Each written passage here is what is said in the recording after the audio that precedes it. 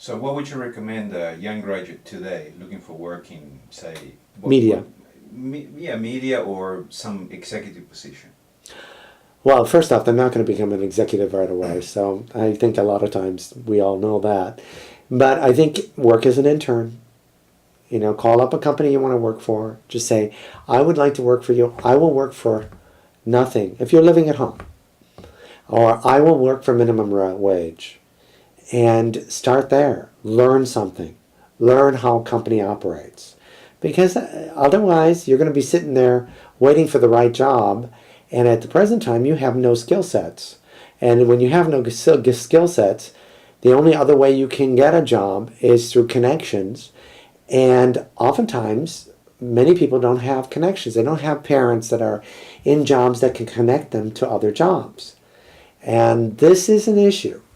Because if your parents are just go to work and come home and don't do a lot of socializing and are really into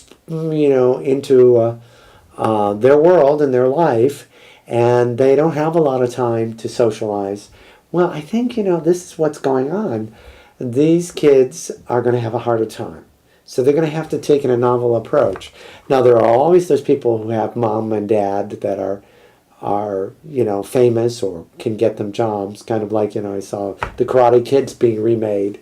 And Jaden Smith, well, he's the son of Will Smith. He got the job because he's the son of Will Smith. But most people can't do that. Most people don't have those kind of connections. So your idea is to find a job through networking, getting out there, networking at many of the networking events for young college people. Also to show up at a lot of the blogs and other areas that are in the field you want to test out. You can also go to LinkedIn and see who and what people are finding jobs. There's many venues. You have to almost do a marketing campaign for yourself. So you can go on YouTube and do things that make you stand out, being a little bit more creative. But that's a risk involved. So, for certain jobs, people don't want that. They want you to be pretty stable. So, for example, I know for a fact before I hire somebody, I go to their Facebook and I read what they've written. And a lot of these young people write everything down. And it becomes something like their confessional, where they're writing everything down on their Facebook. Well, I got news for you. You start reading that and you go, holy cow, what am I hiring here? You don't even want to go there. And this is an issue. I think you have to sterilize a lot of the things that you have written in the past.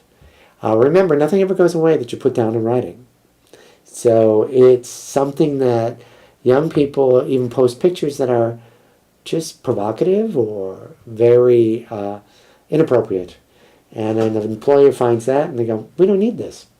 Why should I get that liability? She doesn't have that much, or he doesn't have that much common sense to protect his own image, then he's not going to be the same way.